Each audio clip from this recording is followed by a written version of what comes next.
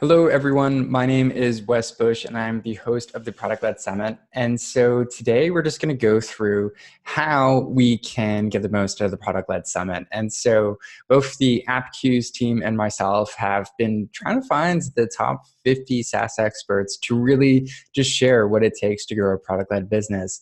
And as such, there is just so much content here, which is, I guess, a good problem to have. But how do you really understand what you prioritize? And so that's really my goal for this quick presentation is I'm going to give you a framework and spreadsheet that you can really use for your team or just yourself to really just understand, okay, what should I actually pay attention to? Because you're going to have a ton of ideas here, which is a good thing. But I want you to really make sure that you focus on the stuff that matters most to your business.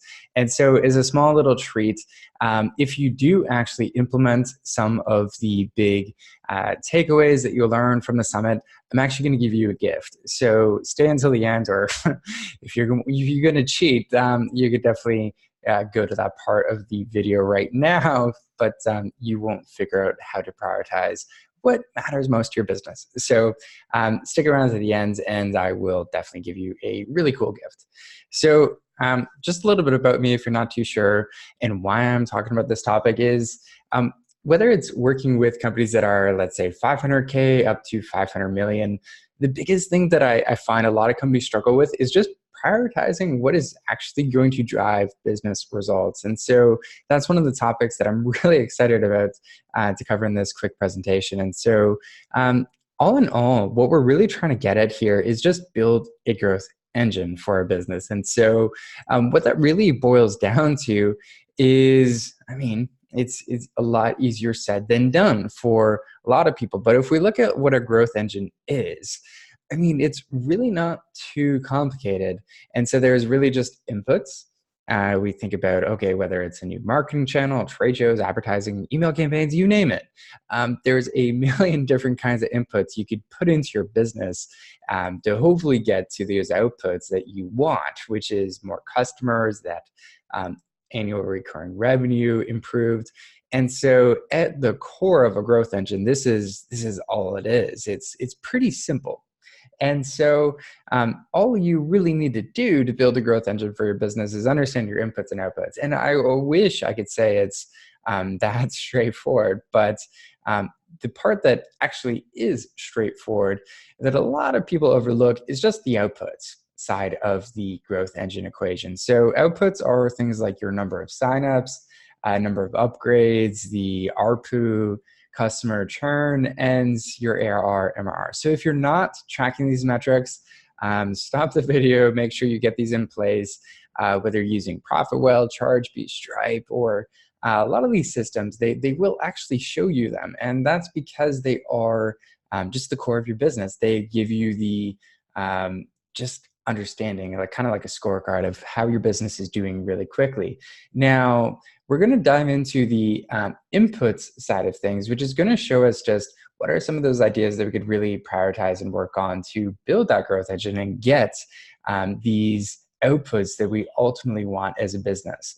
So inputs are really the hard part about building a growth engine, but like many things, whether it's a marketer talking about it, I think most people tend to overcomplicate it. And I really don't want you to do that. I want you to walk away from the summit with a bunch of incredible ideas that you're excited about working on, but you also know which ones you're going to work on first. So that's what I really want you to focus on. So if we think about inputs here for a minute, like what could we do to really move the needle on our business?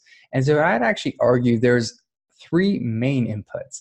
Now, within each of these inputs, there are thousands, if not millions of ways you could break it down and campaigns you could launch, but there's only really three main inputs. And so depending on the outputs you're looking at in your business and what you really want to really move the needle on, it really just comes down to three things. So there's your churn, there's your ARPU, which is how much value can you extract from a user, and then there's your number of customers. And so it's really that simple. You just have three main levers you can pull in your business when you're looking at the inputs that you can help people with. And so if we think about it, most people actually focus down on number 3, which is the number of customers. But if you really want to build a sustainable business, and I'd really encourage you, especially in the Product Led Summit, to check out some of the categories around retention and activation to really learn how to improve your churn as well as ARPU. Because let's face it, you can get all the new customers you want, but where you're really going to see the compounding effects of growing your business is when you're looking at the churn and then the ARPU rates. And so in a second, I'm just going to go through the spreadsheet I use with my own clients to really prioritize what are some of those inputs that we are going to really focus on. And so I basically created a input log, which is a really straightforward prioritization process that you can steal and use on your own business. So it can really be this simple. But what I'm going to do is I'm just going to go to this link here, which feel free to make a copy if you want, and go to this screen here. And so what we're looking at here is the input log. And so if you want to make a copy, just feel free to go ahead and use this on your own. But what I'm going to show you here is just how I've laid it out. So right here, I just have like the simple name of the experiment when I first thought of it. And then right here is just the hypothesis. And this is one of the things that I find a lot of people just don't really focus too much on. They're like, oh, I want to do X, Y, or Z, but they don't really focus on like, okay, how are we going to monitor this and actually see if it was a success or not? So I just like to keep this at the top because you get a much better input from a lot of people whenever it comes to, okay, these are the experiments we can focus in on. And then if we go down to the next column here, the output is really just focusing on those 3 inputs. So this is just, are we trying to focus on increasing the customers, ARPU, or churn? Now, sometimes you might find that there might be more than one. That's totally fine. But I really just want you thinking about, okay, what part of the business are we really going to try and focus in on? So just keep it as simple as possible. And then here, most people just don't think about like, what is the expected output? Like if this went extremely well, what kind of results would we be looking at? And so the next part is just really simple framework that Sean Ellis came up with, which is the ICE score. And so it just goes through like, what is the impact? How confident are we in this model? And how easy is this to actually roll out, which is really important, especially given that a lot of the experiments here are going to be in the product. Now, if you don't have a in-app product tool, whether that's AppFuse or another tool, it can be really easy if you do have it, but if you don't, this could be something that might take a lot of development time and actually be quite hard to roll out. And so then you just get your overall ICE score. You can prioritize it based on that. But I really want you to just take a step back, because although we can prioritize all we want and come up with the best ICE scores and really understand what we should focus in on first, what I'd challenge you to do is just talk to your executive team, or if you are the executive, just make sure you're also understanding like, what is the main challenge for your business? Are you struggling with increasing your customers? Is it ARPU that's really hurting your business, or churn?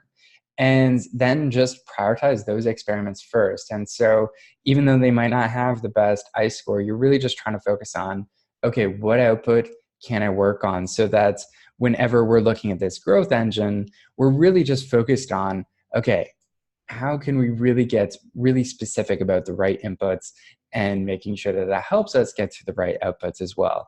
So hopefully by using this input log, you're able to prioritize just what are those areas and inputs that you can use in your business to really drive it forward.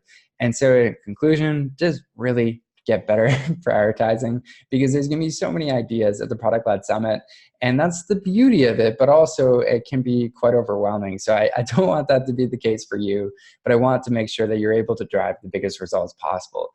And I'm not just saying that. What I actually want you to do now is implement one experiment before the end of the summit.